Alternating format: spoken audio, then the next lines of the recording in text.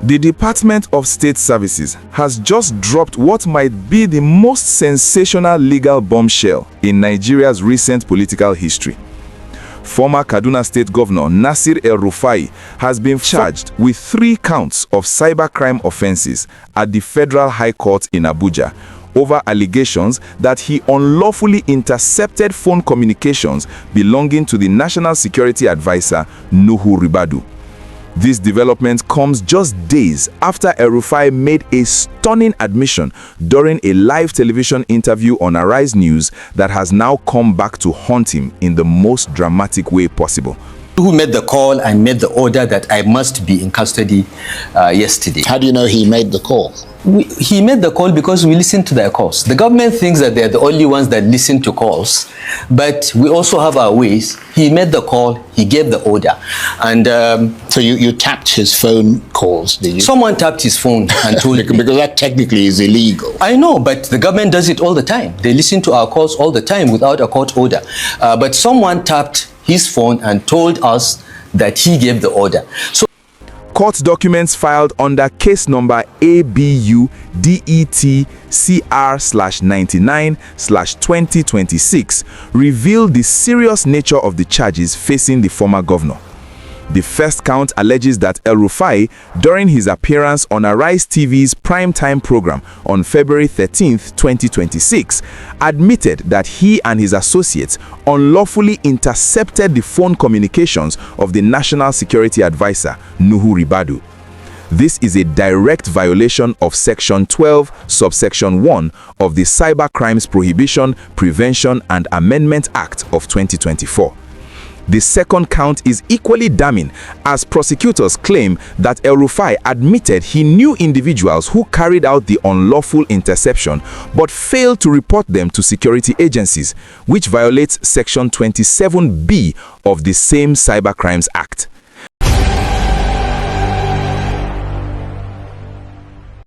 After a lot of public pressure and criticisms that came from weeks after the former governor of Kaduna State, Nasir El-Rufai, was arrested or reported himself to the ICPC. On Tuesday, 24th of March 2026, Nasir El-Rufai was arraigned at the Federal High Court sitting in Kaduna on some count charge. Now, on the 27th day of March 2026, his son announced the passage of his mother, who is also his grandmother. That is Nasir El-Rufai's mother. On the 28th of March, Nasir El-Rufai was released on what was called a compassionate release to enable him bury his mother. The mother was buried on Sunday, 29th of March 2026. It's expected that on the Tuesday, 31st of March 2026, El-Rufai will be back in court to enable the court hear his bail, which he have applied before the courts. My dear friend, this is where we are. The federal government released El-Rufai on a matter that was pending before the court. You took a man to court and he has filed a bail. The bail was to be heard or to be determined on the 31st of March. Then his mother died. You say you release him on compassionate appeal. The question now is, El-Rufai was arrested, let's say because he's a flight risk.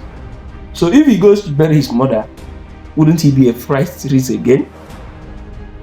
You arrested him because you have been investigating him. You have been investigating a man for almost 35 days. So all of a sudden we now have to pause the investigation. These are the issues that have to be raised. We are not defending El-Rufai.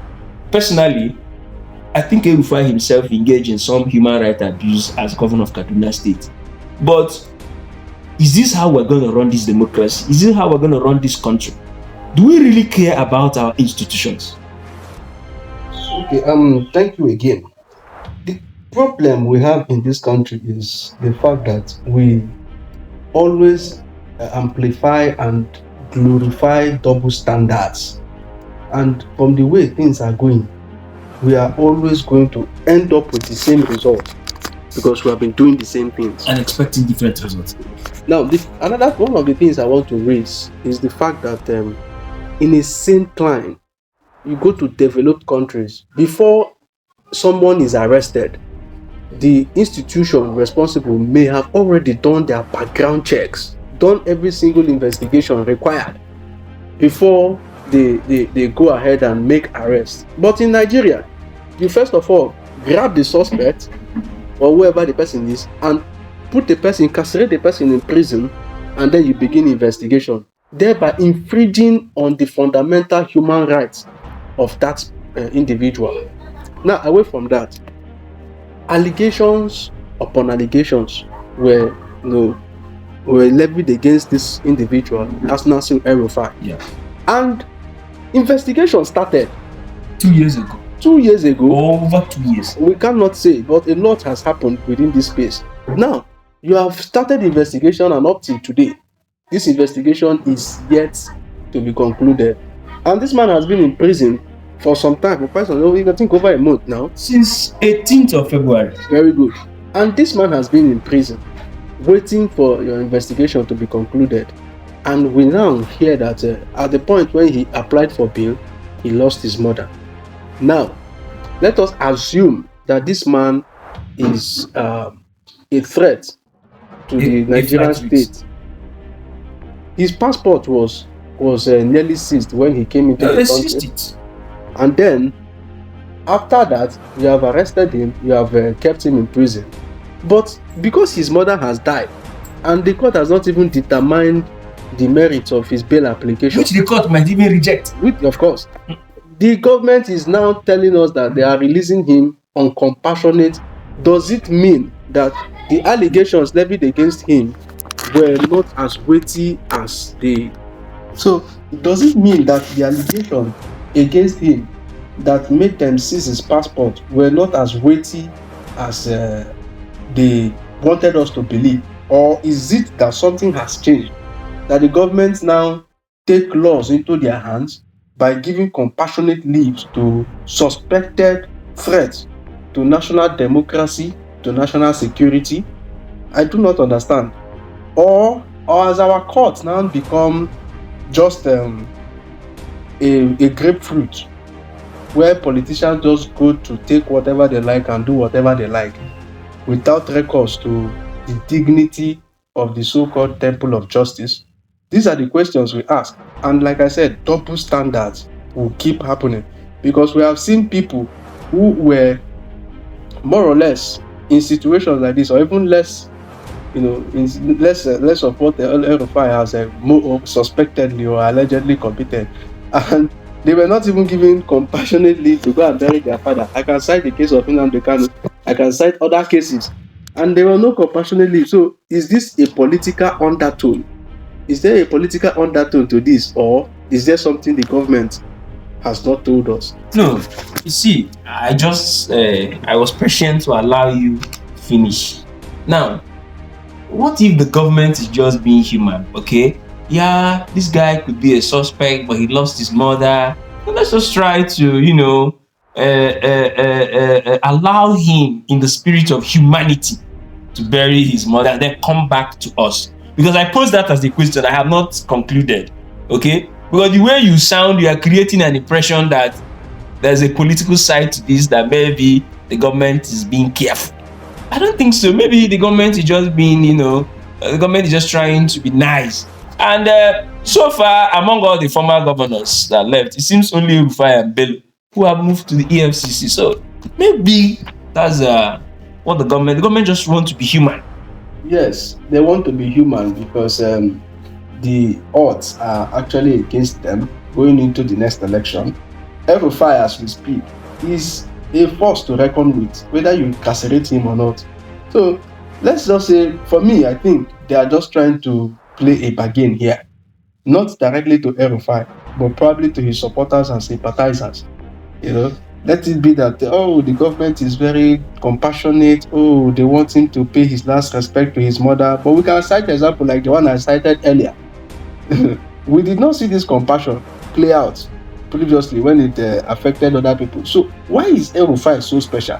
And if this person is a risk to national security, That's also my point. why are you releasing him on compassionate terms? What if he escapes? If he escapes, what will you tell the Nigerian state? What will you tell the Nigerian people? What will you tell the international community? That the man who committed this heinous crime, according to you, and you still allowed him to escape. Exactly.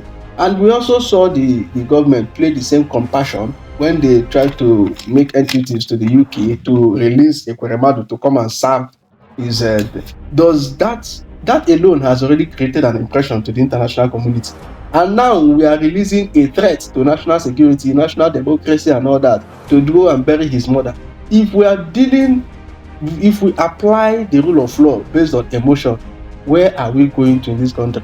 And that answers the question. Clearly, there is a political undertone to this. Now, let's look at it this way. We'll see. Because according to you, there's a political undertone to it. So let's try to unravel some of the political side of this. They tried El-Rufai in Kaduna on Tuesday, or they arraigned him rather in Kaduna on Tuesday. And Kaduna was practically shut down that Tuesday. We saw how people suddenly coming out of their houses everywhere. The security had to start barricading everywhere. So the question now is, was that a good decision to try him in Kaduna? They could have tried him in Abuja, especially for the governor seeking re-election. Well, I think the government were simply testing the waters. They were simply testing waters to know if El-Rufai still has the kind of influence he possesses in Kaduna State. Okay, they confirmed it on Friday, yes, or before Friday, and then decided to release him on Saturday. Exactly. So, if you with that kind of support, because they were threatening, okay, are we going to still go against this kind of person in Kaduna State? We can always come up and, like I told you, this thing looks like a bargain, not directly to El-Rufai, but of course to some of his supporters and sympathizers. That's exactly what it is. I don't think Tinubu can remedy some of these things. The country is already in a political mood, full-time political mode. And I know my country, the moment you put it in a political mood, whatever you do, people give it political interpretation. They no longer see it from common good or administrative decisions. Exactly. So, but unfortunately, the country is not Tinubu's own. For him to be using emotional and administrative decision to run it, the country has laws guiding it. He should stick to it. Away from that, the ICPC, when they searched El-Rufai's house, told us they saw some device that were capable of recording people's call, trying to implicate El-Rufai. His son came out to say, look, that was not true. One of his wife came out to also say, look, you took one of my bank this thing in my house, please bring it back. You said this man misappropriated 423 billion. Facts. At the end of the day, when you took him to court, you said that you brought him to court because he overpaid himself sent forth allowance, I believe, when he was the sixth at governor. I've forgotten what they call that allowance. 2 times that he overpaid himself, and that he took possession of some monies that were illegal funds. And then, but the fact was that the accusations you leveled on him when you were trying him in the media, you didn't bring all those cases to court again. You bring cases to court when you have substantial evidence. These things they've been doing. In fact, this El-Rufai's trial can best be described as media trial. No, it's not only El-Rufai they try everybody, almost everybody on media. Even Malami was tried on media. The topic is on El-Rufai. Okay. So El-Rufai's the trial has been a media trial. One thing is said in the media and a different thing is said in the court. So we can just if I had the powers of the court, I would have easily dismissed. But like I will always say, the court is in the pocket of the government. They end the case when they want to, and they start a case when they want to start it. This El-Rufai's case is not going to end anytime soon. They might maybe have a rethink, maybe towards or something close to the eve of election, thinking that that will neutralize his influence. But I tell you most solemnly, with what will have happened the other day, when they tried him in Kaduna, I do not think the government will want to take a step like that. We'll just keep watching. Let them continue with their media trial and propaganda, but at the end of the day, we'll know who takes the field. But I think we have to end here. And this is just the last question. That's where the last sub topic of our discussion. Now, in all this, we have to look at the bigger picture. Beyond an El-Rufai, our institutions are being destroyed. They are being weakened. And we have a president who travels around the world telling people, come and invest in Nigeria. Tell me which investor will come and invest in a country where you are reducing the judiciary to nothing? Who is going to come and invest in a country where, justice institutions like the ICPC is clearly being used for political motive? What that means is that if I come to invest in Nigeria and then I have a problem with the president of Nigeria, you can decide to use the ICPC on me. That is one of the ways to see what they are doing. Do you turn the state institutions into a political weapon? That is exactly what it is. Like I stated earlier, if we are in a sane climb, El-Rufai's arrest would have been nullified by the court. You don't arrest an individual based on suspicion. Otherwise, you'll be trampling on his fundamental rights to freedom. He is now being imprisoned, and yet all the allegations cannot be substantiated. And then you release him on so-called compassionate whatever. And we are still made to believe that this is from the place of... Let's not deceive ourselves. Well, let me say this. If the arrest is to put corruption charges on him in a bid to destroy his reputation, then I'm afraid those who try that, I have a bad news for them. They failed, because it seems like the common man in the streets of Kaduna and elsewhere don't believe that. We'll end here today, and if by chance this video come your way, please do subscribe on our YouTube channel. Keep your comments coming. Share this video so that more of your friends will get educated and enlightened. From this Dex, it's a good day. Have a nice day.